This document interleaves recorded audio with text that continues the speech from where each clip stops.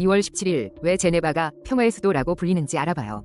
스위스의 제네바는 세계적으로 독특하고 중요한 위치를 차지하고 있죠. 스위스에서 두 번째로 인구가 많고 로만디 지역에서는 가장 큰 도시예요. 롱강이 제네바 호수에서 흘러나오는 곳에 위치해 풍경이 정말 아름다워요. 제네바는 진정한 국제 도시이자 국제 금융 중심지예요. 하지만 가장 유명한 역할은 바로 세계적인 외교 중심지라는 점이죠.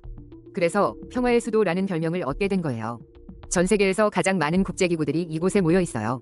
많은 유엔 기구들의 본부가 바로 이 제네바에 있답니다. 국제적십자 적신월 운동본부도 이곳에 있어요.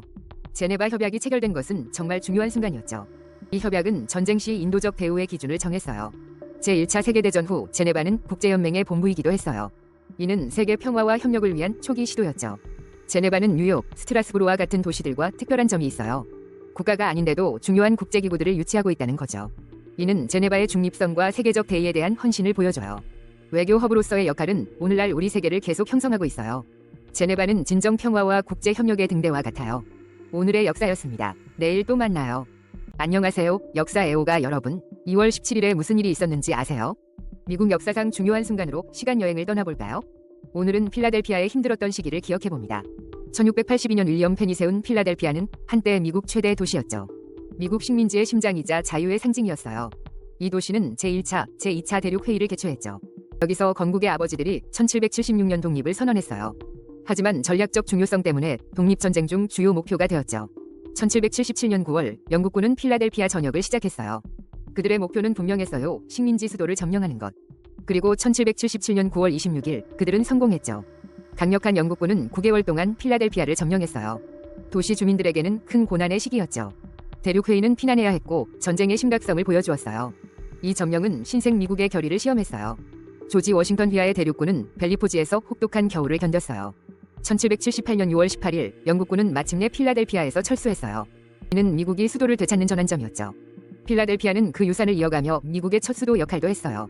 필라델피아의 강인한 과거를 살짝 엿보았어요. 다음 시간에 만나요. 2월 17일 세계 최고봉 에베레스트 이야기예요. 에베레스트는 해발 8,848, 86m, 지구에서 가장 높은 산이죠. 네팔에선 사가르마타, 티베트에선 초모랑마라고 불러요. 2020년 중국과 네팔이 공식 높이를 발표했죠. 많은 숙련된 등반가들을 유혹하는 곳입니다. 주요 등반 경로는 네팔 남동쪽과 티베트 북쪽에 있어요. 표준 경로는 기술적으로 아주 어렵진 않다고 합니다. 하지만 고산병, 날씨, 강풍 등 위험이 도사리고 있죠. 눈사태와 쿤부 아이스폴 위험도 무시할 수 없어요. 2024년 5월 기준 340명이 에베레스트에서 목숨을 잃었어요. 209가 넘는 시신이 여전히 산에 남아있다고 하죠. 위험한 환경 때문에 시신 수습이 어렵기 때문이에요. 대부분 등반가는 해발 5,000m가 넘는 베이스 캠프에서 시작해요. 에베레스트 높이는 해수면 기준이죠. 가장 가까운 바다는 700km 떨어진 벵골만이에요. 1990년 팀 맥카트니 스네이프 팀이 해변부터 정상까지 올랐어요. 이것이 에베레스트 전 높이를 오르는 진정한 등반이었죠. 에베레스트는 등반가들에게 영광과 함께 깊은 존경심을 요구해요. 오늘의 역사였습니다. 내일 또 만나요. 오늘의 역사였습니다. 내일 또 만나요. 오늘 2월 17일은 약 30년간 이어진 북아일랜드 분쟁의 씨앗이 뿌려지던 시기인데요. 이 분쟁은 더 트러블스 또는 북아일랜드 분쟁으로 불려요. 1960년대 후반부터 1998년까지 이어진 민족 국가주의 갈등이었죠. 주로 북아일랜드에서 발생했지만 아일랜드 공화국과 영국 본토까지 번졌습니다. 이는 북아일랜드의 지위 문제를 둘러싼 정치적, 민족주의적 투쟁이었어요. 대부분 개신교인 연합주의자들은 영국 잔류를 원했고요. 주로 가톨릭인 아일랜드 민족주의자들은 통일 아일랜드를 원했습니다. 종교 전쟁은 아니었지만 종교가 중요한 민족적 분열의 선이었죠. 분쟁은 가톨릭 소수자에 대한 차별을 끝내려는 시민권 운동에서 시작됐습니다. 당시 개신교 중심의 정부와 지방 당국이 이들을 차별했거든요. 정부가 이 시위를 진압하려 했고 충돌이 잦아졌습니다. 왕립 얼스터 경찰대, RUC는 대부분 개신교인으로 구성됐죠. 이들은 종파주의와 경찰 폭력으로 악명이 높았습니다. 이러한 정부의 강경한 대응이 갈등을 더욱 키웠어요. 그 후 30년간 수많은 생명이 사라지는 비극이 이어졌습니다. 결국 1998년 굿 프라이데이 협정으로 분쟁은 막을 내립니다. 이 협정은 평화를 위한 중요한 이정표가 되었고요. 하지만 그 상처는 여전히 북아일랜드 사회에 남아있어요.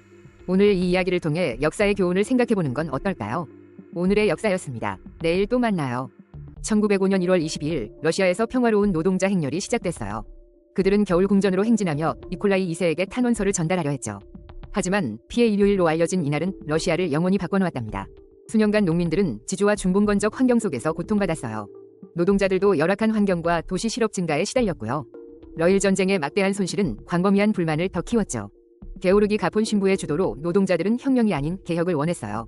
그들은 차르가 들어줄 거라 믿으며 성상을 들고 찬송가를 불렀죠.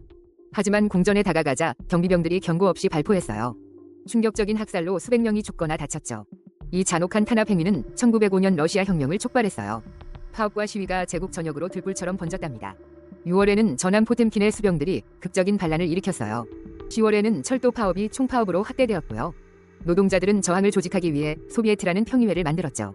엄청난 압력에 직면한 니콜라이 2세는 양보할 수밖에 없었어요.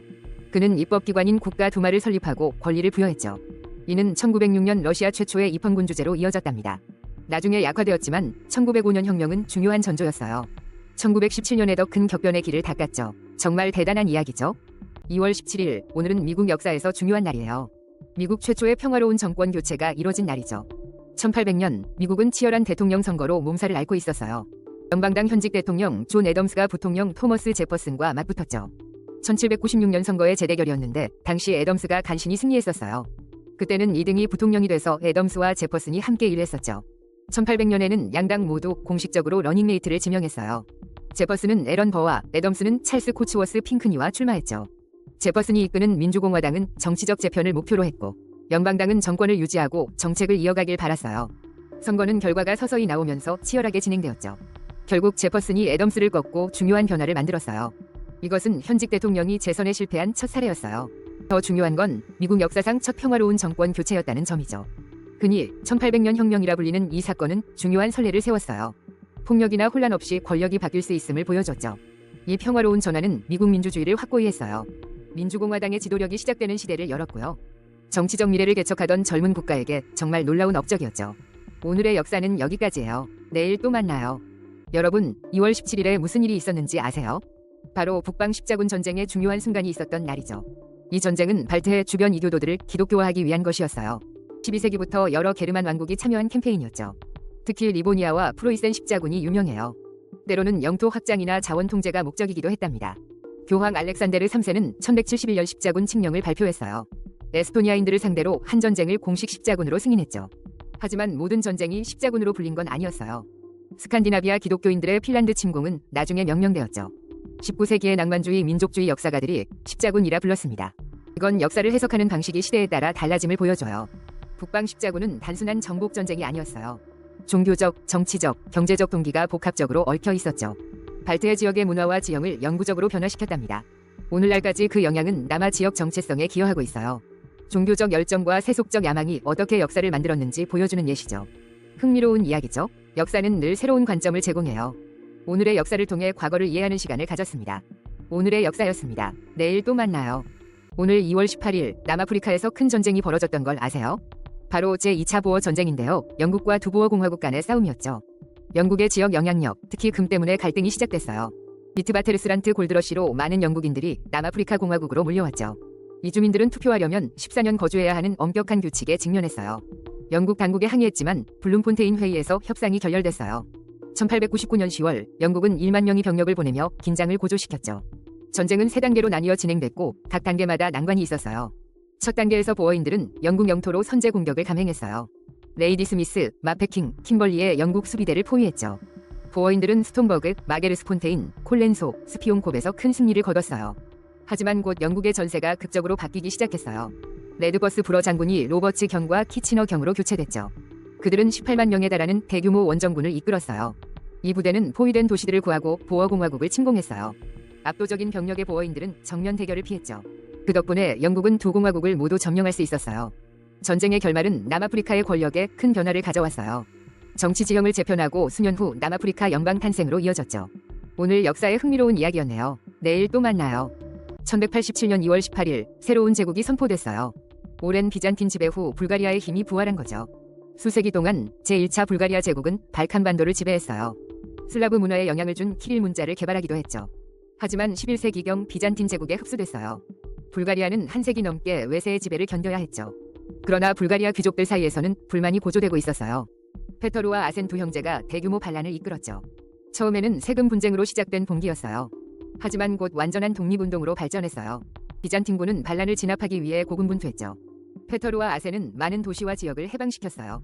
그들의 군대는 불어나 더 많은 불가리아인을 끌어모았죠. 마침내 이날 제2차 불가리아 제국이 선포됐어요. 타르노보가 새로운 수도가 되어 부활한 힘의 상징이 됐죠. 이는 발칸반도 세력 균형에 중대한 변화를 알렸어요.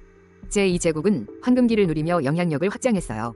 동방 정교회와 슬라브 정체성에 깊은 영향을 줬죠. 이날은 한 민족의 불굴의 정신을 상기시켜줘요. 오늘의 역사였습니다. 내일 만나요. 오늘 2월 18일은 강력한 미국 기관 FBI에 얽힌 흥미로운 이야기예요. 많은 분들이 FBI를 미국 국내 수사기관으로만 알고 계시죠? 하지만 FBI는 국내를 넘어 전 세계적으로 활동하는 중요한 이유가 있어요. FBI는 미 법무부 소속으로 국내 정보 및 안보를 담당해요. 200가지가 넘는 연방 범죄 수사권을 가지고 있죠. 주요 기능은 대테러, 방첩, 그리고 일반 범죄 수사입니다. CIA와 달리 FBI는 주로 국내에서 활동해요. 미국 전역에 56개 현장 사무소와 400개 이상의 지부를 운영하고 있죠. 각 현장 사무소에는 정보국 대표가 상주하며 국가 안보를 책임져요. 그럼에도 FBI는 해외에도 중요한 발자취를 남기고 있어요. 전 세계 미 대사관과 영사관에 60개 법무관 사무소를 운영해요. 여기에 15개 하위 사무소까지 두어 활동 범위가 넓죠. 이 해외 사무소들은 주로 미국의 국익 보호를 위해 존재해요. 국제적인 범죄와 테러 위협에 효과적으로 대응하기 위함이죠. 이들은 해외 정보 수집을 넘어 현지 법 집행기관과 협력해요.